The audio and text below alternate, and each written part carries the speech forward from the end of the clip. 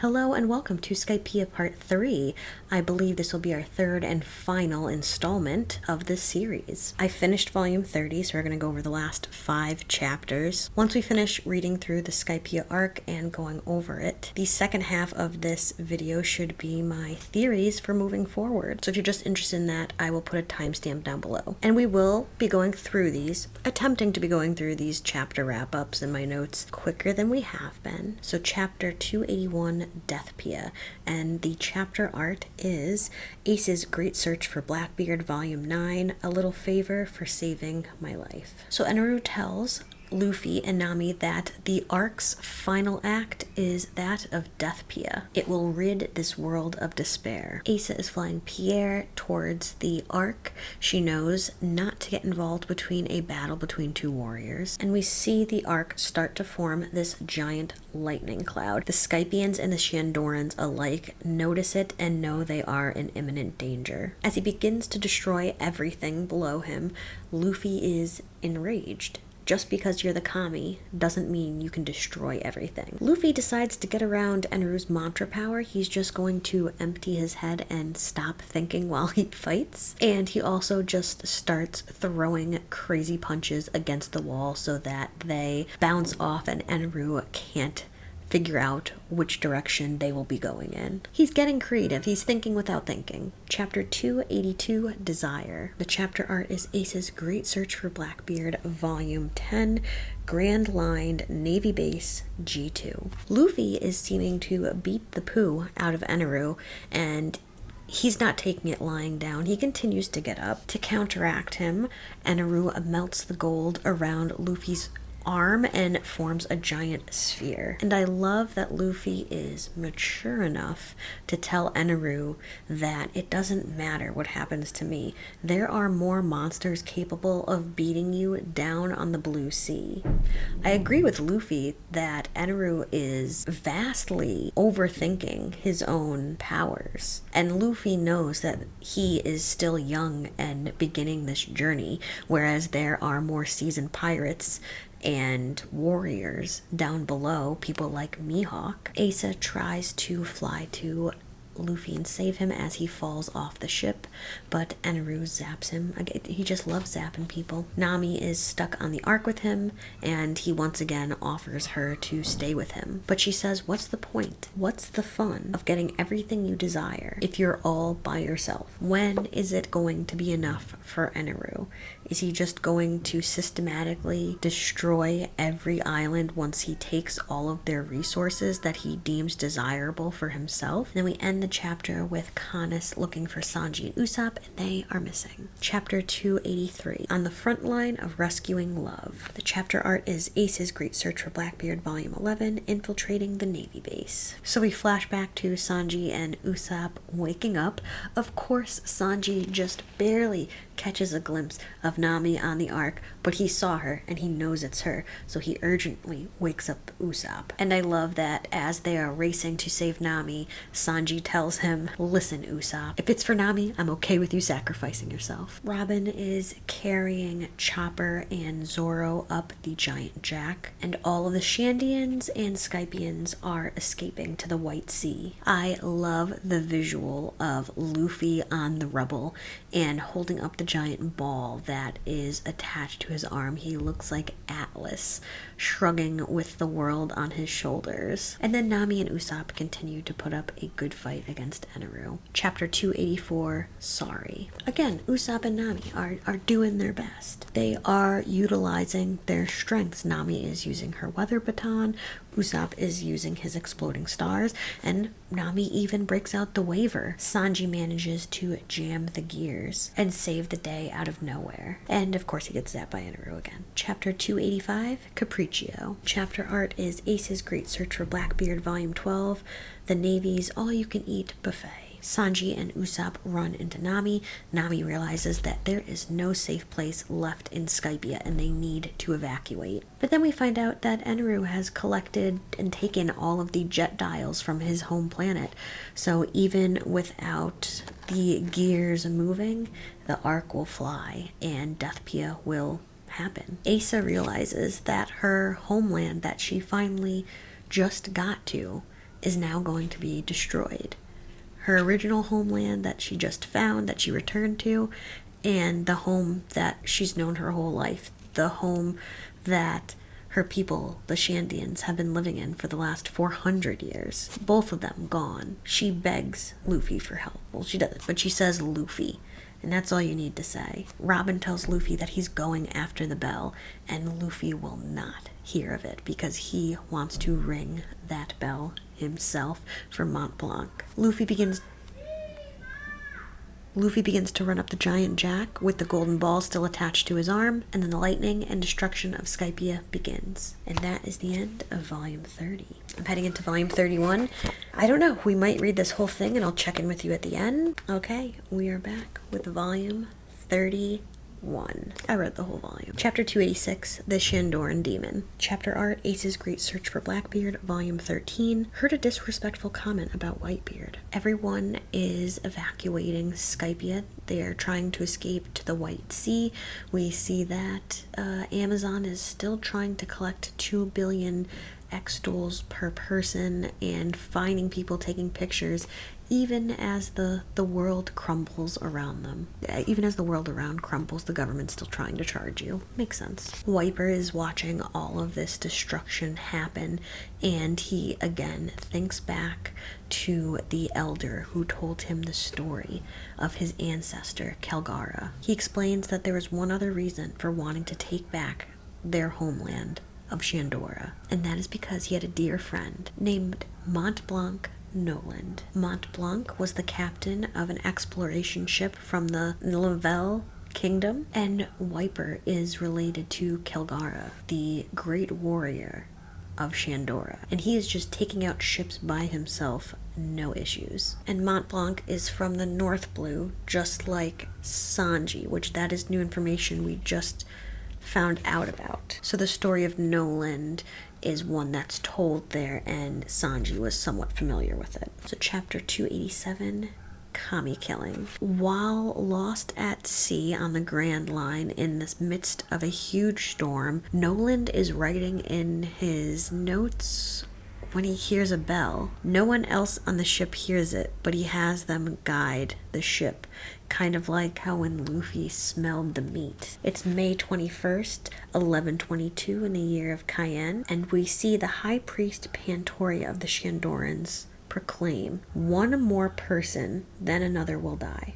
The crops will succumb to death as well. Only blood will flow into the earth. This land has been cursed. Pay tribute to the gods through the great Kashigami. You must offer blood on the sacrificial altar, the blood of the most beautiful maiden in the village to Kashigami." And this is Muse. We also see that the village has been struck with some sort of illness. We see a young boy named Sito become despondent when he sees markings on his arm to the point where he's taking a rock trying to scrape his skin off. Noland has guided the boat to Jaya, and that is where they find Sito. They realize that the whole island and the inhabitants are probably sick. I also find it very interesting that Muse, who has willingly given herself up as the sacrifice, if it's for the good of the people, says that it's okay because she's going to meet the sun god. And as she is tied to the sacrificial altar and the Kami, the giant snake, shows up, Noland beheads it. Chapter 288, Curse. The chapter art is Ace's Great Search for Blackbeard, Volume 14, The Intruder, Commander Ace. Noland has killed what the Shandians believe is their god, the sun god. They are horrified, but he is horrified that they are going to sacrifice an innocent woman. He calls the ceremony barbaric and outdated. He claims that he can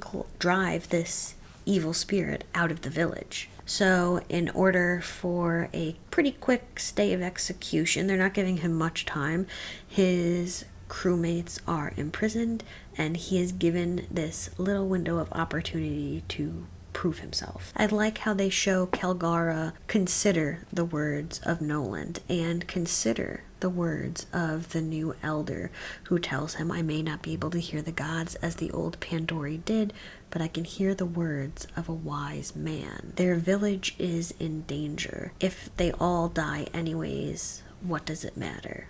let this man try. Because we see Sito is now healed. And if we could heal one, hopefully we could save them all. That's when there's an earthquake and Nolan becomes entrapped in the ground. Chapter 289, Full Moon. The chapter art is Ace's Great Search for Blackbeard, Volume 15. Military Court Coffee is bitter. I just got denied from a barista job. And I don't want to say anything specific, but I feel like I should have been like an immediate hire. Kilgara sees this as a sign that the gods are angry at Nolan for interrupting the ceremony. With Kilgara gone, the Shandians in the village are getting restless and angry at the crew members. It's understandable that they've been sick for a long time now. What they perceive their god has been killed. This is like the end times for them. But Sito, who has been healed, sits between his own people and the crew members. He has been healed. He's seen with his own eyes what these people can do. Kilgara and Nolan fight between traditions and progress. Nolan is disgusted with what he believes are outdated practices that are all superstitions that can be written away with science. Kilgara believes that Nolan is foolish and almost blasphemous, putting himself before the gods. I think this is another example of it's a little of this and a little of that. Just my opinion. This earthquake, it's not natural. Kilgara tells Nolan that it's not easy for him. He's not some heartless person who's just telling people to sacrifice themselves. He's choosing his own daughter. So then, just when it seems darkest, another Kashigami shows up, much smaller than the last one. Kilgara is forced to make a decision. I think this was a choice put before him by the gods. Nolan is trapped with nowhere to go. This god, Snake, is going to eat him. But Nolan says that he can save the village, that he can save the people. We've already seen him save Sito. So Kilgara needs to decide now. Do I kill what I consider to be a god? Or do I save this man I've just met? He makes his choice, and Nolan heals the village. Chapter 290, The Light of Shandora. Chapter art is Ace's Great Search for Blackbeard, Volume 16. Vice Admiral Kumile dislikes the base's bitter coffee.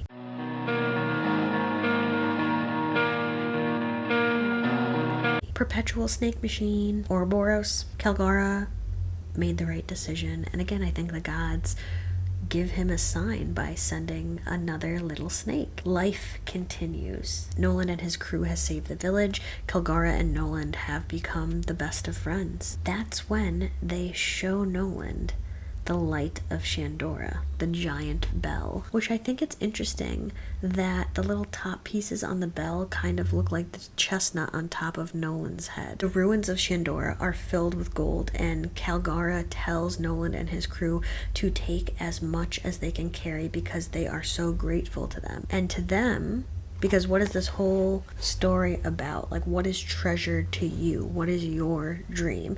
And gold is not important to the Shandians. What's important to them is their history, their traditions, and they know that their ancestors 400 years earlier than this died, and the city fell in order to save this bell and this poneglyph that's attached. Even though they can't read the inscriptions, they know the importance of it, and they continue to protect it. This bell, this light of Shandora, is the one that Nolan heard. And how interesting is it that when Kilgara is explaining it, the importance of the bell, how it's supposed to call out and call back the souls of the ancestors to the island. We're getting all of these rebirth, reincarnation symbols, and Nolan is the one who heard the bell, nobody else. He was the only one that could guide the ship to the light. Even our little snake buddy loves the bell. They continue to exchange cultures, to grow in their friendship, and I love just the completion. We see that Nolan introduces new plants. He's a botanist and he carries around seeds. He can tell what will grow well in soil, and he brings them pumpkins. The same pumpkins that Ganfor tells Wiper that he loves. It comes back full circle. And also, I love that the huge bonfire at night looks just like the bonfire our Straw Hats had previously, the What Are We Doing Tomorrow meeting that Nami held. Nolan's crew also found, I skipped over that note, they found an eternal pose and a map within the ruins. But then at the end of the chapter, something changes, something's different, and suddenly the Shandians want them gone. They want Nolan and his crew gone. Chapter 291 will be here. Chapter art is Ace's Great Search for Blackbeard, Volume 17. The top secret naval reconnaissance ship returns to port. Kelgara wants Nolan gone, when previously he had been offering his own daughter Musei to Nolan for marriage. Musei sneaks over to Nolan's crew in the middle of the night and manages to talk with the crew's doctor. Kelgara and the others are furious because Nolan and his crew have been cutting down ancestor trees. The Shandians believe that the souls of their ancestors who've died on this island over the past several centuries are dwelling in those trees. Souls that are guided by the bell live within them. They're white and considered holy. But we find out that they were only cut down because they were infected with the tree sickness, the same sickness that the villagers were. It turns out that this is not the first time they've encountered this sickness in their journeys, and it goes back and forth from trees to people, people to trees, until there is neither left on the island. They put their own lives in danger. They did what they had to do to cut down those trees and ensure that their new friends would continue to live safely. Musei finds out what happens and rushes back to tell her father and the others, but Nolan and his crew have set sail. They've also, because they feel so terribly for what they've done, even if they didn't mean to do it, Nolan understands how much tradition and the ancestors mean to Kelgara. So he leaves all of the gold that was offered to them to show that their friendship means more. As they're setting sail, Sito, Musei, and Kelgara, all the villagers, gather on the shore and shout their apologies and thank yous. And Kelgara swears to ring the bell so that Nolan will never get lost again, that he'll find his way back to the island. Will be here. Chapter 292, To Meet Like the Half Moon, Hidden by Clouds. Chapter art is Ace's Great Search for Blackbeard, Volume 18. An arson incident flares up on the top secret naval reconnaissance ship. I wonder how that happened. Nolan returns home. He tells a story of his adventures. It's kind of like Usopp telling his adventures to the village kids. They're so grandiose that people don't believe him, especially when it comes to the gold, because where is it? But when he retells his tales to the king, that's another story. It's 5 years later after his journey, and while he's trying to get another exploration ship to return, the king is excited about the prospect of gold. He'll only get permission to return if he takes the king and the king's crew, not his normal crew who's used to sailing the Grand Line with him. Of course, this causes issues. So November 16th, 1127, the Age of Cayenne. They set sail. It is not easy going because, again, he does not have his crew. He has soldiers that aren't used to the Grand Line. And then on November 16th, 1127, in the Age of Cayenne, Nolan and the king, and basically that's it because they lost everybody else, arrive at Jaya. But something's not right. There's just a cliff and a piece of a building. The building that Mont Blanc Cricket lives in now. Nolan is speechless. He has no idea what happened to the Shandians. They return to the Vel Kingdom, and Nolan is sentenced to death. Very reminiscent of the Gold Roger scene with the execution scaffolding and the spears. Even as he's facing his death, all Nolan can think about is his friend Kelgara and wondering if he's safe. We also see that a fake crew has testified while Nolan's real crew has been held back and cannot save him. When we flash back, we see that the knockup stream has shot up the Shandoran ruins into the sky, landing on the giant jack. As we know, the bell lands higher up on the giant jack than the rest of the Vars, and the Skypians hear the bell for the first time. It announces the arrival of the Vars, which they believe is a miracle. Immediately, they begin to fight over this land, over this resource. And just like Nolan was thinking about Kelgara, Kelgara is thinking about Nolan, wondering if he misses him and if he knows what's happened. Chapter 293, Bolero. Kelgara kept shouting, "Bring back the light of Shandora." We are right here. It turns out that later on, a sailor from the North Blue who visited the Sky Island told the village everything. What happened to Nolan, how Nolan stuck to the truth no matter what. Even when they called him a liar and executed him, he wouldn't take back his story. And we find out that Calgara too had died in battle before he even found out about this. This story has really affected Wiper, and he wants to know, if he rings the bell, will Nolan be able to hear it? Will it complete this task that Calgara wanted done? And then we flash back to modern day Wiper, seeing everything being destroyed by Eneru. This could be the end of the line for Calgara's dream and line. Eneru is destroying everything. The White Berets are trying to evacuate. The Shandoran village is destroyed. And we see Canis remain steadfast in her belief in the Straw Hats and staying on the Going Merry. Wiper finds out that Eneru is going after the bell, and that Luffy is going after Eneru because he doesn't want that to happen. Chapter 294, Kingdom Come. Chapter art is Ace's Great Search for Blackbeard, Volume 19.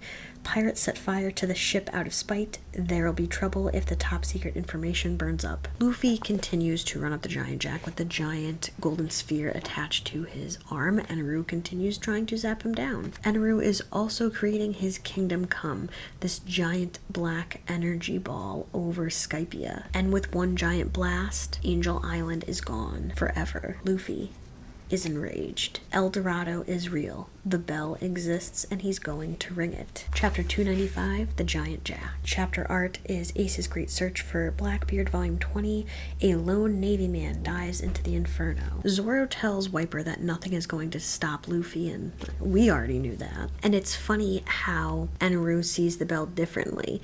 Eneru and Wiper and Luffy see it as, again, history, as part of ancestry, and as a way to call back the ancestors, to call back their spirits. Luffy wants to ring the bell so that the truth can be told. It's not a dream.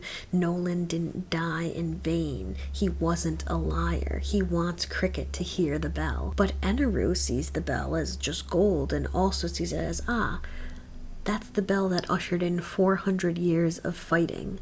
That's how he sees it. He associates it with violence. Luffy and Nami write on a leaf and send it down, and their task is to cut down the Giant Jack so that it falls to the west. Eneru is preparing another giant black lightning energy ball to take out the rest of Shandora and the Vars, but Luffy is not going to let that happen. Alright, we're going to take a quick break. We are going to finish this arc in Volume 32. I believe there are 7 chapters remaining. I will see you soon. I have finished Skypiea. Let's go over the remaining 7 chapters, and then we're going to get into the theories. Chapter 296, The Ultimate Sky Situation. Chapter art is Ace's Great Search for Blackbeard, Volume 21, The Navy Man Who Saved Lives, and Information is on Fire. Zoro is in charge of cutting the Giant Jack to the west. Zoro is in charge of getting something to fall in a particular direction. Meanwhile, Eneru is getting ready to destroy what is left of Skypiea and the Shandoran Vars. He's going to use his Kingdom Come. And this is where I start to have questions again of floods, of destruction from the heavens. Like, makes me think back again to, we'll get to it, but if all of this land falls back into the sea, Eneru says that he wants everything to go back down to the blue sea. All of that hitting the ocean would cause a huge There's great floods in just about every mythology, especially in Norse mythology. Oda is hinting at floods and destruction with things like this. And then Oda decided to tear my heart out with Zoro gets, zapped by lightning. That is Eneru's thing. But then Nola starts to have a dream. What great timing. Zoro gets injured, and then a dream is given to Nola to wake her up. She imagines Sito and Calgara, and they're telling her to wake up. It's time to ring the bell. She begins to crash into the Giant Jack as well. This has become a group effort with, it seems like, divine intervention. Wiper is getting upset. He is injured, but he wants to be participating. He wants to be part of this group effort. And I absolutely love what Robin tells Wiper about Luffy. Again, Robin has not been part of this crew really that long, but I feel like she has such a good read on people. Like, she has more intentional reads on people, whereas Luffy has instinctual reads on people. So Robin tells Wiper, the boy with the straw hat thinks that if we ring the golden bell, we'll be able to tell those people that El Dorado was in the sky. Isn't that a wonderful reason? He's a romantic. Even when things look hopeless, he would give up his chance to escape just for that. He's a bit crazy. I have this wife. Her name is Robin, and she would never let me do anything naughty. As bad as I want to do it. And Robin tells Wiper as well about Mont Blanc, Nolan's descendant, Mont Blanc Cricket, who Luffy wants to ring the bell for, just like Wiper wants to ring the bell for Nolan. We're not so different, you and I. Usopp is hitting the giant jack with everything he's got, and then Wiper once again uses a rejectile. The giant jack finally begins to fall, and Luffy and Nami swing towards Eneru. Chapter 297, Praise of the Earth. Chapter art, Ace's Great Search for Blackbeard, Volume 22, Ace busted. As Eneru is hitting the giant jack with his lightning strikes, trying to sink it before it topples over, the lightning exposes the ruins of Shandora. Wiper sees them and says, "It's useless, Eneru. You can't topple it. You can't topple the history of the proud warriors who lived in the land of Shandora. No matter where we are, our strength endures. We give birth to it and cultivate it. You can't topple that sublime power. No matter how much of the forest you burn, no matter how many ruins you crumble, the earth will not lose." Ah! Hello. Need attention real bad? Yeah.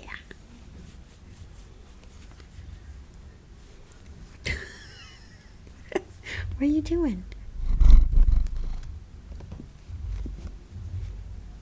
Enru continues with his lightning strikes, and everyone is in awe of the power of the Varse, because no matter how many lightning strikes it takes, it doesn't sink, it doesn't break apart like the cloud did. Finally, the giant jack falls, and Luffy, with the golden ball still attached to his arm, reaches for the bell. He launches himself into the Kingdom Come lightning ball and performs Gum Gum Golden Peony. Luffy is inside. Everybody else is watching as they believe this is their final moments. They have nothing left to do but pray, and they do. Kaz asks our little cloud fox if he believes that gods exist, and she asks for a miracle. Everybody is praying. She says, "Please protect these people. Please protect this country." Followed by Luffy saying, "Let the sun shine," and destroying the Kingdom Come. Chapter 298, Love Song. The chapter art is Ace's Great Search for Blackbeard, Volume 23.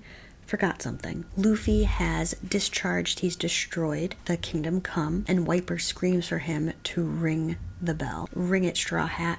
Ring the light of Shandora. At this point, it doesn't seem like Eneru could do anything to take down Luffy. He's powered up by prayer. At this point, Eneru is so frustrated and angry and says, "What even is the point of ringing the bell? Why do you want to do it so badly?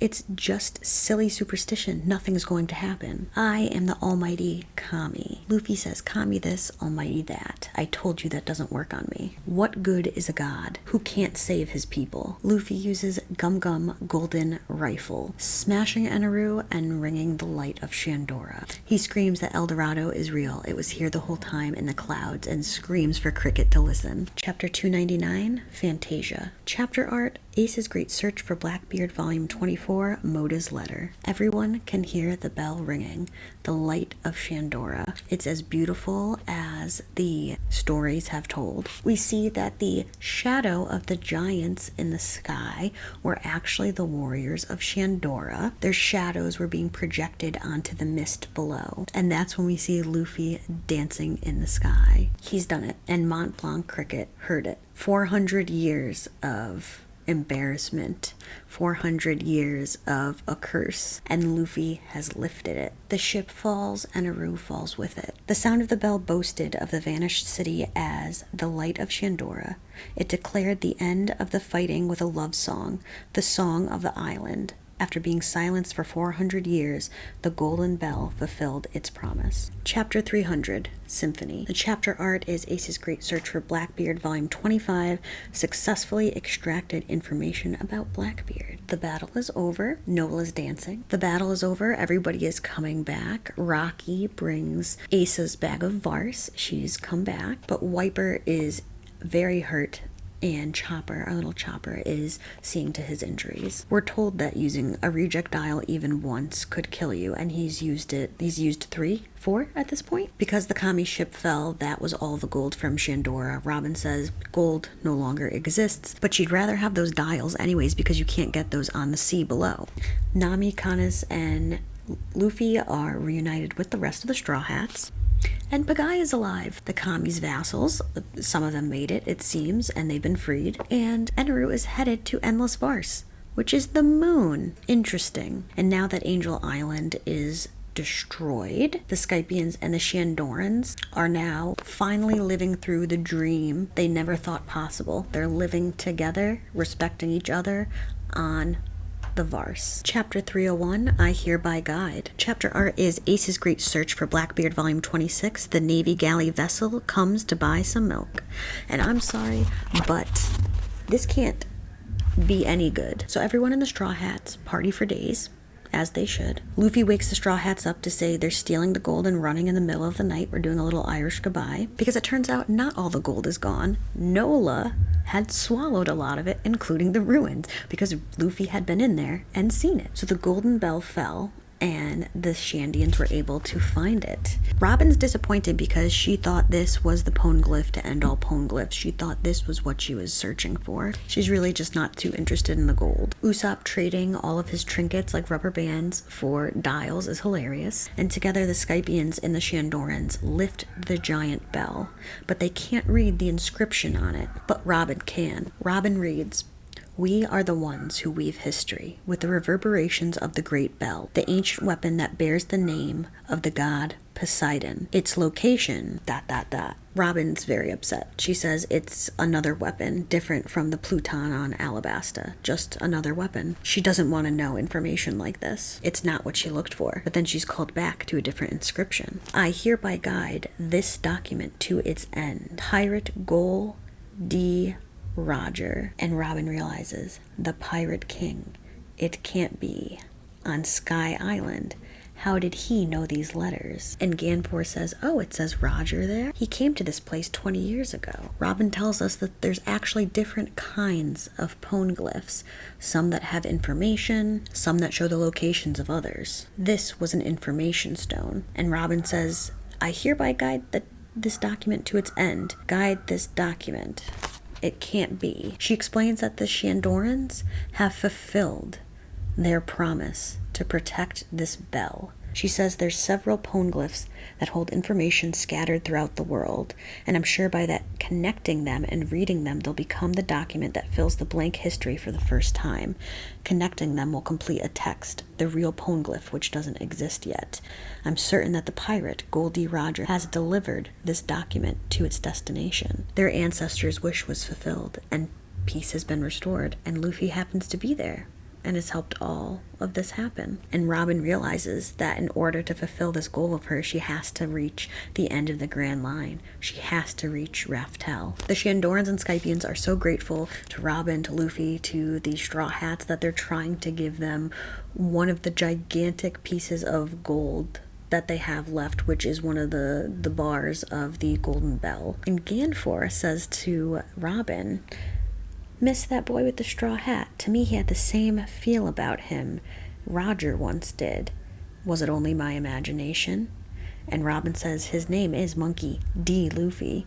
I'm quite interested in him myself. And Ganfor gets all excited and says, D? I see one letter of his name. That can't just be a coincidence. Robin says, perhaps not. In any case, I'm sure Luffy is destined to make his mark on history. The Straw Hats are packed to the gills with gold and waiting for Robin. They are literally running away from the Shandorans and Skypians, trying to chase them away. Chase them with gold, not away. They're trying to chase them down to give them gold as a thank you. Again, it's echoes, rhymes, kind of the same scene with Noland and his crew. It's not the same, but they left the gold behind as well that the Shandorans tried to give him. Chapter 302, Finale. Chapter art is Ace's Great Search for Blackbeard, Volume 27. The Navy cooks from the galley vessel were Moda's parents. Thank you, Ace. Ganfor is made Kami again. It is a decision reached by both sides. Rocky is cutting Ace's hair and telling her that our days of holding up weapons are over. And while the battle may be over and their wishes of their ancestors fulfilled, Wiper and the gang know that now that they have the bell, now that they have their history and their pride back, they will never let the light go out again, and they will never lose it. The Straw Hats are filthy rich. Chopper asks, please buy me books now that they have gold. And the Straw Hats have reached Cloud's End, along with the South Bird from Jaya Below. That bird is going to have a fun story to tell his friends. Cloud's End is just a drop off, so they just were shot off into the sky and caught by an octo balloon. As the Straw Hats descend to the sky, the Shandorans and the Skypians ring the bell for them over and over again. And with that, Skypiea is complete. Okay, it is theories time, and I am calling this one Luffifer Morningstar and the Beans of Death. Here's the other side of the vessel, and I can recognize it. Got his tongue out, got his curly eyes with spirals in his eyes. This is the sun god. It's beautiful, and it's painted. I think that Luffy is a sun god, possibly in a long line or from a family of them, either like sun gods, protectors, and the human embodiment of the planet Venus, specifically in its Morningstar position. So in my previous theories check-in video, the Lufficena, which I'll link down below or put a card here that you should check out, I laid out my thoughts on Luffy being a light bringer, a torchbearer, someone that will herald in a new dawn, a new era. I also think Oda sprinkled in a bunch of clues about Jaya being possibly the first island or like a cradle of civilization. We see Luffy show up time and time again, Cocoa Village, Alabasta, now here on Skypiea. He shows up when all hope seems lost, when he's needed most, when people have just lost the will to fight. But now I think that the stakes are larger.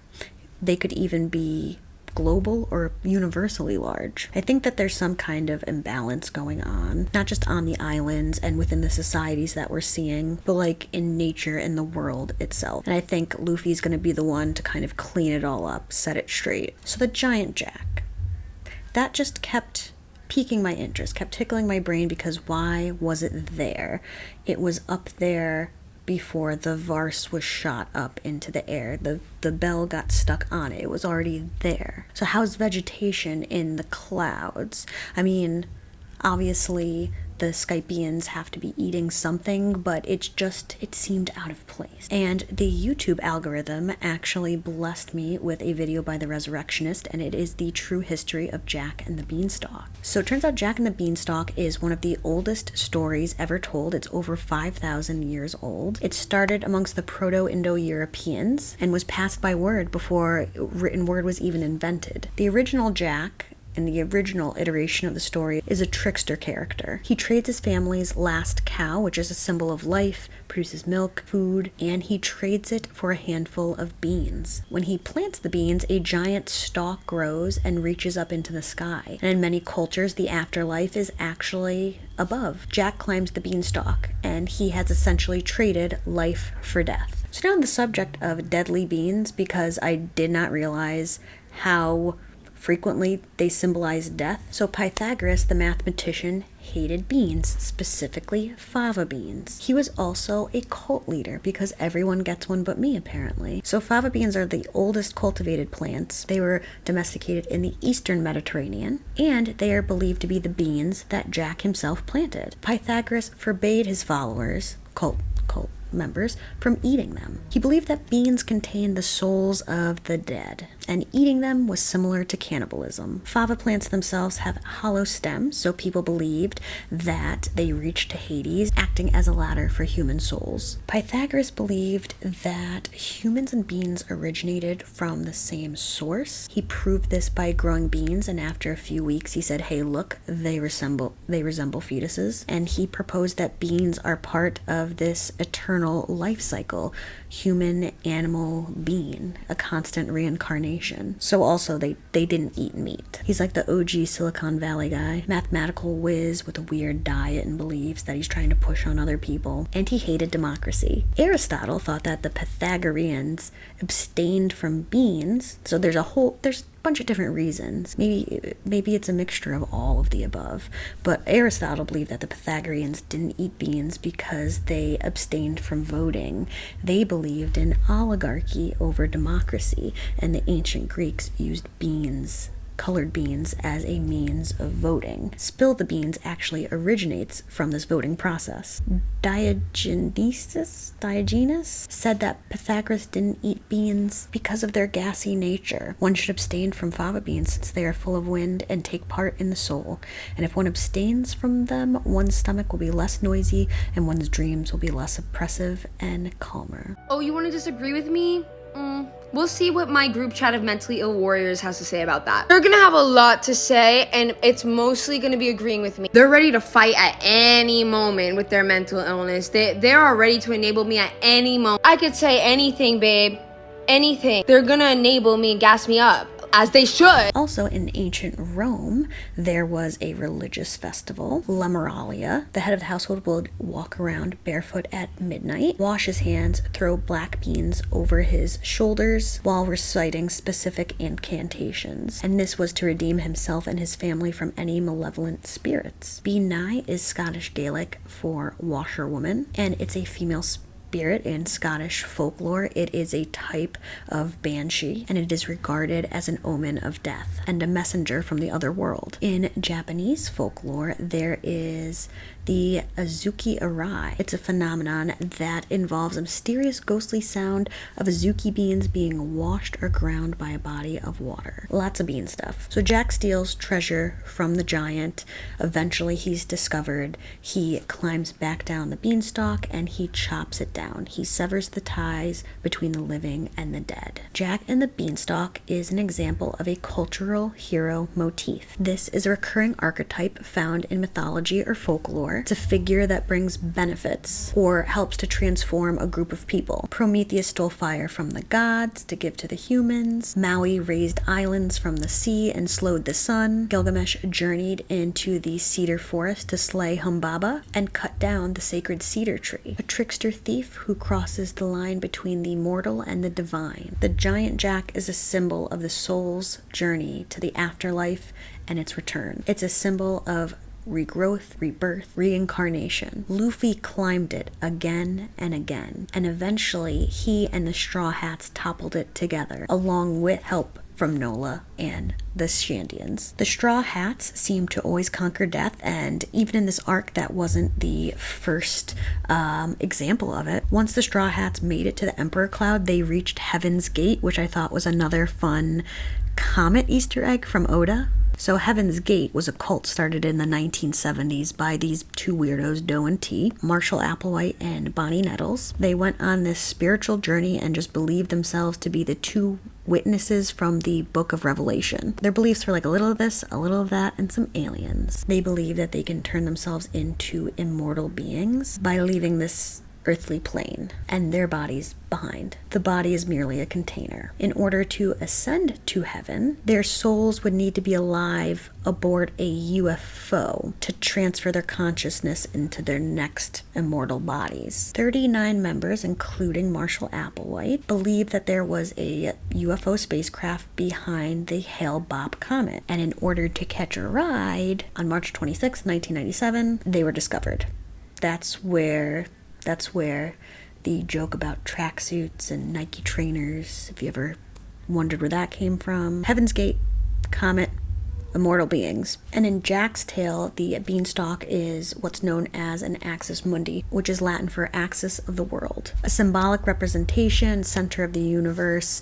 It's a point where the heavens, earth, and the underworld are interconnected. And these can be depicted in various forms like pillars, mountains, and world trees. World trees were another thing that I was thinking my next theory videos could be on. I was like, world trees, great floods, world trees, again, because of Norse mythology, the research I've done, and because of the giant jack just kind of made me think of it. But I'm gonna wait on those, like I said. When it comes to the story of One Piece, why is the giant jack there? I have a theory that the Shandorans and Skypians were maybe the same people at some point. Their language, like the use of the word kami, it was different but similar. Their wings, and it makes me think that maybe they, Skypians, at some point escaped up the giant jack, or there was some kind of split between them. And some went to the air, and at some point that the rest of the giant jack that was on Jaya was cut down. In my first Skypiea vlog, part 1, I visited the Pequot Museum, and they had a fantastic creation exhibit. One specifically made me think of the Skypians. It's the Navajo, the Diné's creation story of the insect people, or the air spirit people. So Diné Bahane, the story of the people, is a creation story of how the air people were inhabitants of the first world. It was dark, it was a crowded place, and due to conflict and their immoral values, the insect people were forced up. They were expelled from the first world into the second, and then to the third, and then to the fourth. Once in this fourth world, the insect people intermarried with humans that had been created from ears of corn, and through this intermarriage we eventually get humans. So this is a very, very, very, very abbreviated version, because once again there's floods involved in the story, so we'll get more in depth with it later. So I think the Skypians and the Shandorans were like the first people. They were split at some point. Did some stay behind to protect the Poneglyph, like the specific warriors, while the others escaped to safety, and they just forgot that history? And I also think people like Noland and even Luffy are non-winged descendants of these people. Noland heard the bell in the storm in the depths of his ship when no one else did. The bell that's supposed to call back the souls of the ancestors. And Noland happens to show up just in time to save the Shandorans and the entire island from the tree fever. In Norse mythology, giants came from the clouds. Is this where giants in One Piece originally came from? So to end our bean segment, a legend reported by Diogenes and Iamblichus states that Pythagoras met his end when he was trying to escape from pro-democratic anti-Pythagorean riots. But he came to a field of fava beans and refused to run through them. So he was captured and executed along with his followers. The new golden age of exploration.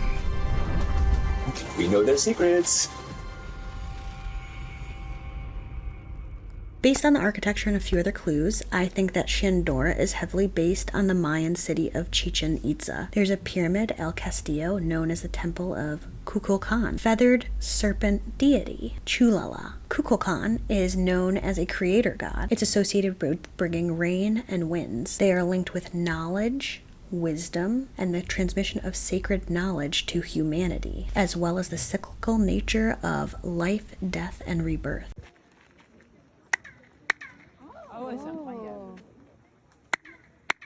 Kukulkan's serpent form symbolizes renewal and regeneration. Yet another example of creation, of regeneration, reincarnation, rebirth. Life is cyclical. We keep getting these symbols in this arc. We have this giant feathered serpent, Nola, who is part of this endless snake cycle, perhaps there to protect the Poneglyph as well, the transmission of sacred knowledge to humanity. Some more fun El Castillo facts that I think are fitting. During the spring and fall equinoxes, the setting sun casts a series of triangular shadows that mimic a serpent undulating down the stairs. Conforme el sol va descendiendo hacia el oeste, poco a poco se van a ir formando los triángulos de luz y sombra.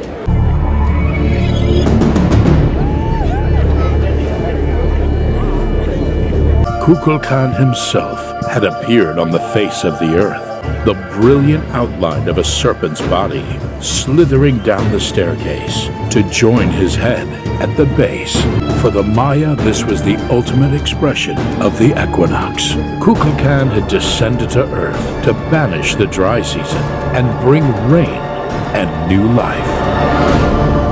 Underneath the temple is a sacred cenote. The temple itself is an axis mundi, a gateway connecting the cosmos to the underworld. Let's revisit my Luffifer video real quick and Luffy's relationship to the planet Venus. In Roman mythology, Lucifer, in Latin, it means lightbringer, was the name of the planet Venus in its Morningstar position and was often personified as a man, a human, bearing a torch. He was a son of Aurora and often presented in poetry as heralding the dawn. The Romans considered the planet Lucifer very sacred to the goddess Venus, and that's how we got that name switch. Now, in modern Chinese, Japanese, and Korean cultures, Venus is referred to as the gold star. Funny how Luffy had a gold ball attached to his arm high up in the air. So I apologize, I'm not sure which dialect, but in Chinese the planet is called Jinxing, the golden planet of the metal element. And in Wuxing philosophy, the 5 classic planets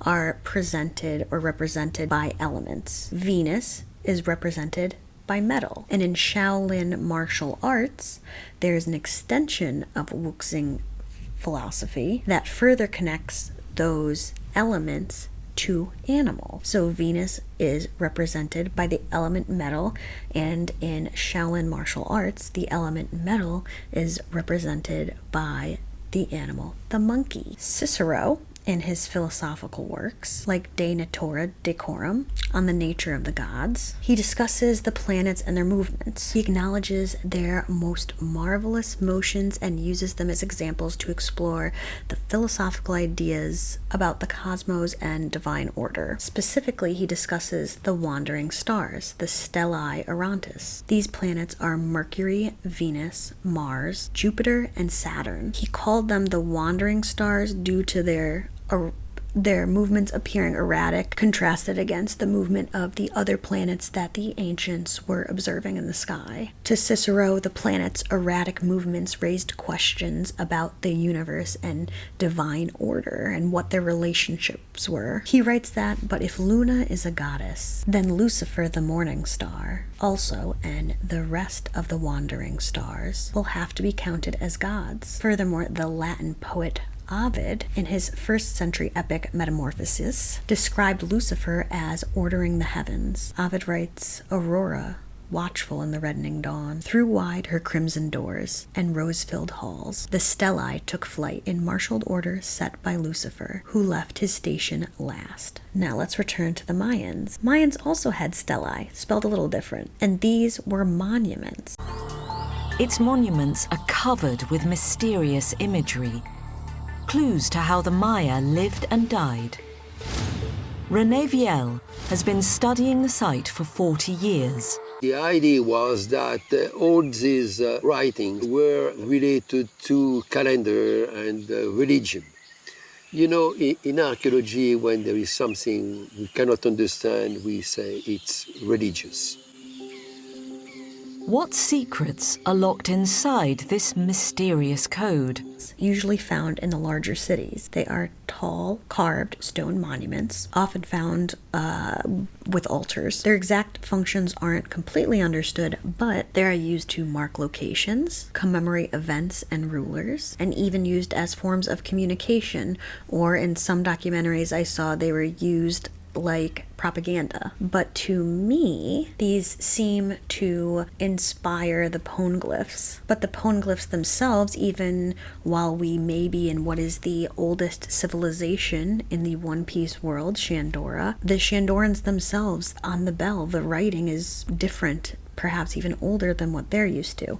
And to me, the writing, kind of the wedge-like writing, was similar to that of cuneiform, which is the first written language by humans. This was a writing system originated in ancient Mesopotamia. Like I said, they were wedge-shaped markings on clay tablets. Once these writing systems were created, it gave us a wealth of knowledge because now we could start getting more specific information, day-to-day lives of our ancestors. So they did things like record records, write the first stories like the Epic of Gilgamesh, but my favorite is that as soon as we got written language, we got the first complaints. Hey guys, if anybody sees Nasir walking around, tell him that I'm really pissed off about the quality of the copper ingots that he gave me the other day. His copper is so ass, and I literally the worst merchant that I've ever had the displeasure of working with in the entire city-state of Ur. My friend Nanny and I are gonna go to the ziggurat and fuck. The oldest customer complaint in Guinness World History is written in 5 tablets by Nani. So the world will forever know that Nasir has subpar copper ingots.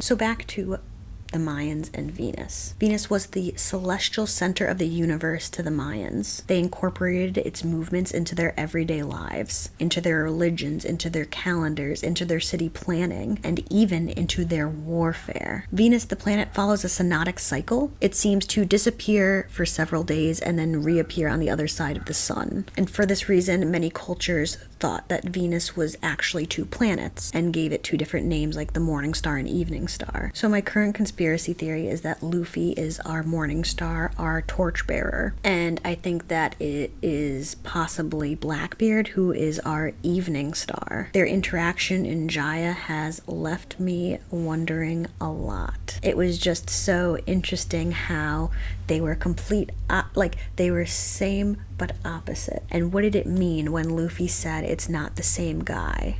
There's 2 of them. But yeah, maybe they're both needed. One ends the new age while one heralds the new one. Maybe I got that completely wrong and they'll have to work together. Or maybe one is trying to bring about a darkness, a dark end, while one has to bring the light and end this strange cycle that's going on in this world. In Chichen Itza, there's also the platform of Venus, which I think resembles structurally a lot the Light of Shandora Bell. And this platform and temple was built to be in alignment with the temple of Kukulkan. Many cities and structures were ordered in alignment with Venus. And Maya scheduled their warfare and sacrifices according to its position in the sky. So I've been making all these connections to Luffy and Venus. He's up there with the gold ball on his arm in the sky. He's ringing this gold bell. Luffy is Venus. He is hearkening war. He is ringing the bell of this new era. The relationship between Noland and Kelgara reminded me so much of the relationship between Luffy and Wiper. Both Noland and Luffy show up just at the right time to help save the Shandians. Noland and Luffy are both possibly sun gods or ancestors of the Shandians. The chestnut on Noland and Mont Blanc's head are symbols of renewal, rebirth, reincarnation, good luck, fertility, and growth. Those shapes also appear atop the bell, the Light of Shandora. We see Noland writing with a half-winged pen in an interesting position while he's on the boat and hears the bell for the first time. The bell that's supposed to call home the souls of the Shandians. Muse, as she's about to be sacrificed, says that she's about to meet the sun god. He's the sun god.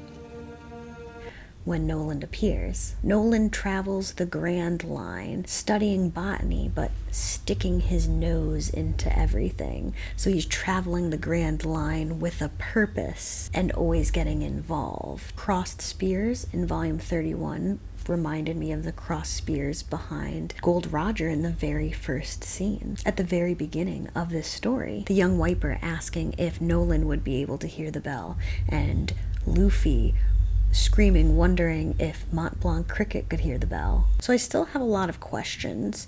Of course, number one always being like, what is the One Piece? At this point, I'm thinking, is it all of the poneglyphs spun together like Robin said? The treasure is actually the missing history. It's finding out what happened, and somehow that will help set the world straight, that will help humanity.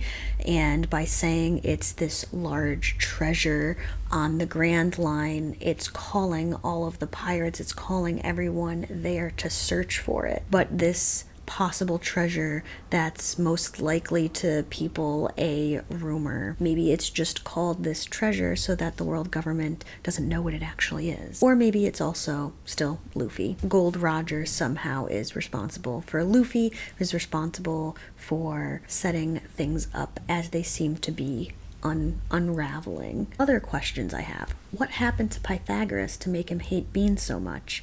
Did somebody have a nasty older brother? Also, fava beans were such a large part of the diet where he lived. Were they constantly screaming when they saw people eat beans, like thinking it's the souls of their ancestors and friends being eaten? If they didn't eat animals or beans, how did they get protein? Anyways, so Nolan's from Marijoa and the world government is from Marijoa. Coincidence? Or did Nolan get too close to some truth? Why did the knock-up stream occur? Why did that earthquake happen just as Nolan got there? Why did the knock-up stream specifically target, it seems, the ruins of Shandora and send those into the sky? Why hasn't it happened before? Or has a piece of Jaya been used before? Because I went back and reread Little Garden. Like the earthquake and the knock-up stream taking the ruins into the sky just as Nolan arrives is too convenient of timing. Just like him showing up in time to save them was very convenient timing. Nolan said on the map that the gold was located in the right eye, and the left eye on the map just seems to be a body of water, a lagoon. But what if that left eye, if that lagoon was actually land at one point, just like the ruins of Shandora? What if we've seen it already? What if it was Little Garden? This is my conspiracy theory because I went back, reread Little Garden. I know time works differently there. What if Dory and Bragi were causing some kind of trouble and the world government or someone's did something to keep them entertained, to keep them there so that they don't conquer the known One Piece world? But I don't know, for some reason Dory and Bragi are being kept there and time doesn't move quite right there. We saw all of the bodies, all of the bones of the people that had reached the island. We were told that it only takes a year for the log pose to reset. They couldn't survive a year there? And that's another thing that makes me think that magically the world of One Piece is out of whack and needs to be set right. You can't do a large piece of magic like putting two giants on a time-encapsulated island without taking energy or ruining something somewhere else. A long time we wait. We've been here for over 3 hours now, and I'm not sure if any of us can see what all this is supposed to mean. Supposed to mean? And you've gone over something again and again and again and again, like I have. So in conclusion, I have no idea what my conclusion is. Certain questions get answered, others spring up. I think Oda has left us a lot of hints that Skypiea is, like I said, a cradle of civilization, maybe one of the first islands. I mean, we have the Giant Jack, which is an ode to one of the oldest stories ever told, even before written language. We saw the writing on the poneglyphs, which I think resembles cuneiform, one of the first written languages. The Skypians and the Shandorans have wings, which I think connect them to the story of the Dine people, of the insects of the first people. And I think that Luffy is some sort of immortal being or a reincarnation of these sun gods. Luffy is like Jack. He climbed that beanstalk several times before knocking it down.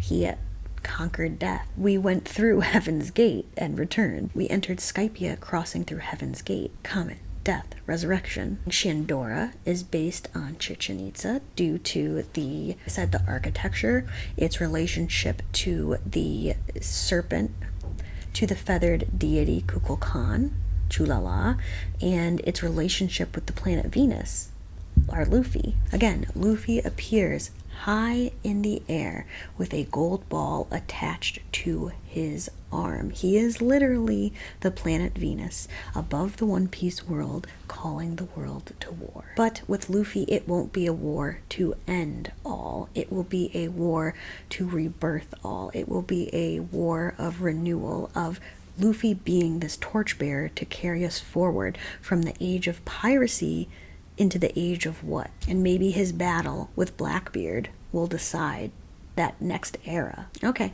that's it. The lion does not concern himself with the downwind consequences of consuming short-form content non-stop for hours at a time. There's a starman waiting in the sky. He'd like to come and meet us, but he thinks he'd blow our mind.